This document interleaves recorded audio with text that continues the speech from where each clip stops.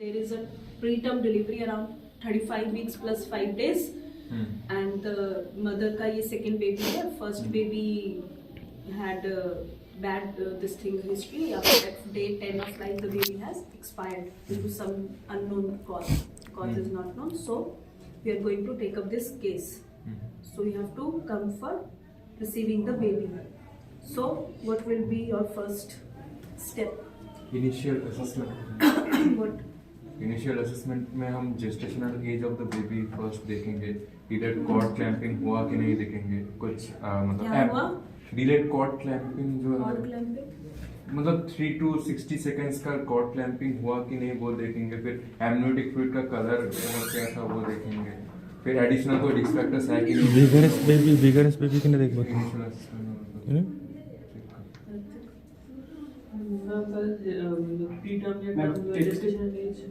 Vigorous baby किने देखबो ना. Gestational age to 5 weeks plus 5 days.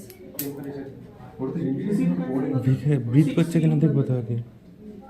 तुम्हें सिर्फ अभी तक मैंने यही बोला है कि you have been called to the delivery room और ये मैंने तुम्हें 2 लाइन की हिस्ट्री बता दी है. Now what is your next step? You have gone to the labor room or say OT. Now what will be your next step? आपको जाके क्या करना है सबसे पहले? बेबी टा क्राई कर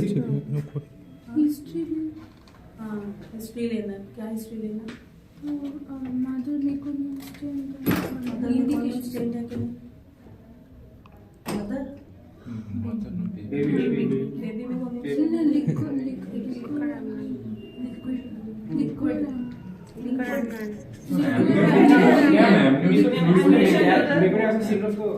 लिक्विड बोलते हैं उसको. फ्लूइड का कलर क्लियर. तूने तो सब कुछ ही गड़बड़ बोला है. हम उसका कॉर्ड क्लैंपिंग देखेंगे, हम उसका डिलेड कॉर्ड क्लैंपिंग करेंगे. 3 बच्चा निकला नहीं है, तू डिलेड कॉर्ड क्लैंपिंग की बातें करती. तो और मैं क्या बोल रही हूँ कि I have just called you to attend the case. अब तुम्हारा क्या काम है? सबसे पहला काम है you have to take the history. So history में क्या क्या इंपॉर्टेंट पॉइंट्स है? You want to know the gestational age. ठीक है.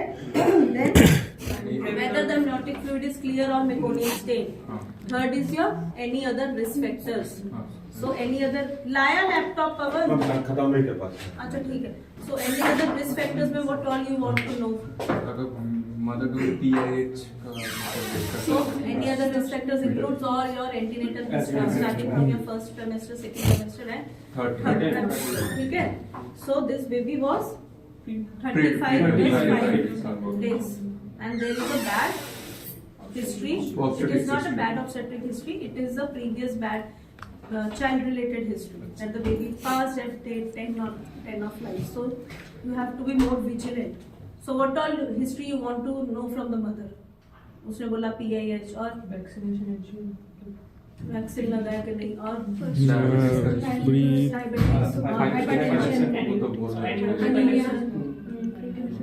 इन्फेक्शन टॉर्च को बोलबे. Obviously you want to know why is this cesarean being done in a premature stage. At least 37 weeks रुक सकते थे, क्यों नहीं रुक रहे? There might be some reason. There might be a baby maybe going into IUGR or there may be some reason. So you always want to know the history before. कहने का मतलब ये है कि before jumping into anything कि बच्चे का delayed cord clamp करेंगे, बच्चा ने ये किया कि नहीं किया, वो किया कि नहीं, इससे पहले you have to know the history. तुम क्या receive करने जा रहे हो? Why all these questions are important? Basically 3 most important questions are there. When you are going for resuscitation, first is your gestational age, second is your amniotic fluid का color, and third is your risk factors. ठीक है. So any other risk factors. It may be related to your antenatal period. It may be related to any medical history of the mother. Maybe she is hypothyroid from before. Maybe she is suffering from some heart disease before pregnancy itself. So these questions are important. Now after taking history, why have you taken so much of history? Why? अगर preterm हुआ as से तो surfactant तो रहेगा नहीं. Extremely preterm रहेगा मतलब कम रहेगा. एक्सट्रीम प्रीटर्म में था बोला. कॉम्प्लिकेशन को प्रिवेंट. मैंने एक चीज नोट की है, जो पहले ज्यादा अच्छा आंसर करते थे ना, वो जैसे जैसे एग्जाम पास आ रहे हैं ना, वो कुछ भी कहानियां बोल रहे हैं. पता नहीं क्या तुम लोगों के अंदर कुछ मिक्सचर चल रहा है सब सब्जेक्ट्स का या क्या. I don't know the reason but it is happening with you people जो पहले ज्यादा अच्छा आंसर करते हैं. ठीक है. क्यों जानना है हमें ये सब? मैम प्रीटर्म बेबी होगा तो लेक्सिन एडमिनिस्टर करना पड़ेगा। क्या करना पड़ेगा? ERDS रहेगा तो ERDS रहेगा। एक्सट्रीम प्रीटर्म होगा तो मैम तो 30 लंग मैच्योरिटी नहीं आएगा, फिर will need to administer surfactants की सर्फेक्टेंट चले ना प्लीज। तुम्हें तो सर्फेक्टेंट तक जाना ही नहीं है। अब ये लोग थोड़ी ना सर्फेक्टेंट देंगे। तुम लोग अभी इंटर्न भी बन जाओगे तो तुम्हें थोड़ी ना हम दे देंगे सर्फेक्टेंट की, तुम दे दो सर्फेक्टेंट। प्रीटर्म होगा तो हाइपोथर्मिया का चांस भी हो सकता है। हाइपोथर्मिया तो हर किसी में होता है, हाइपोग्लाइसेमिया हो सकता है। हाइपोग्लाइसीमिया हो सकता है। तुम्हें रिससिटेशन में क्या स्पेशल चीजें वो करनी होती है? Suppose the baby is preterm या there are multiple babies going to come out, foetus multiple है, ये सब भी हिस्ट्री इंपॉर्टेंट है। So what special things you need to keep ready?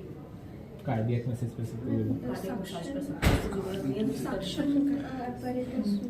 Suction तो सबके लिए रेडी रखना।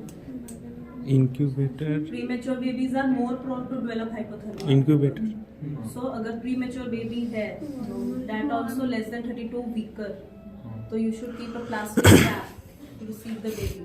कॉटन शीट रखते प्लास्टिक रैप होना चाहिए। दूसरा, एप्रोप्रिएट साइज ऑफ इंस्ट्रूमेंट्स।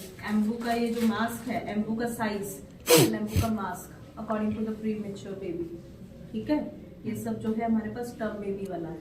ठीक है, so these things need to be prepared accordingly. ठीक है, सपोज ET ट्यूब तुमने रेडी करनी है, you need to choose appropriate size of endotracheal tube. उस टाइम नहीं तो ढूंढते रहोगे, ये वाला साइज दो, वो वाला साइज दो। So you should always be prepared with the things. Now you are ready with the history and everything. Now what is your next step? Next step is preparation for the birth. ठीक है, for the birth of the baby you have to be prepared. So क्या preparation करनी है? Basically you have to check the room temperature where you are going to receive the baby. Suppose at PHC level you are working, suppose government job कर ली, PHC में duty लग गई है, वहाँ labour room में AC होगा, ये जरूरी नहीं है, हो सकता है फैन हो, विंडोज खुली हो। If you are at the PHC level you have to close the windows, switch off the fan. In ROT या लेबर रूम में obviously the temperature of the AC needs to be kept in appropriate range, that is 26 to 28 degrees Celsius. Room should not be too cool to receive the baby. You have to switch on the warmer. So first of all, when you switch on the warmer, keep it on manual mode with 100% of heater output so that the area gets warm where you are going to resuscitate the baby. At least 15 to 20 minutes before the delivery of the baby, you need to switch on the warmer so that the area gets heated up. ठीक है, उसके बाद now what? अब क्या करना? सारे instruments काम कर रहे हैं। 5 C's हाथ नहीं मेंटेन, लगाना जब तक तुम 5 C's hand maintain. washing. You have to go for hand washing. Follow 7 steps of hand washing. Wear your sterile gloves. Then you have to check all your instruments and things which you will be requiring for the resuscitation. So what all things you will need? So after washing hands, after wearing gloves, you have to check the things. So क्या क्या चाहिए होता है? बोलो फटाफट। Ambu bag, Ambu bag, ET tube होता है, Ambu bag, suction catheter,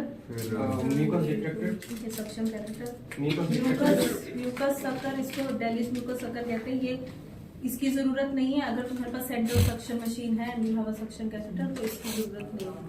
ठीक है, मतलब either of these things can do for that purpose. Then फिर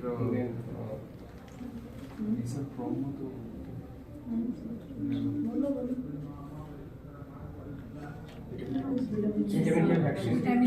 विटामिन के वैक्सीन होता है, वैक्सीन होता है दो, यही मानो लगाओ विटामिन के, अभी अभी याद रहेगा जिंदगी भर। Vitamin K and the syringe to give vitamin K. Then cord clamp, cord clamp, then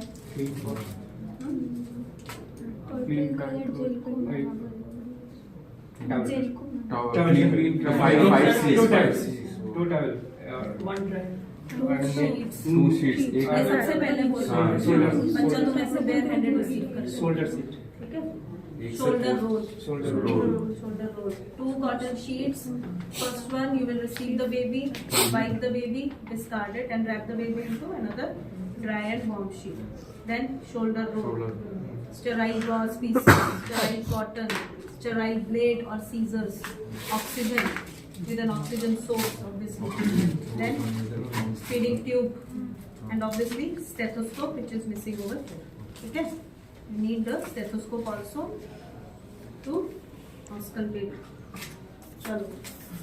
So now you are ready to receive the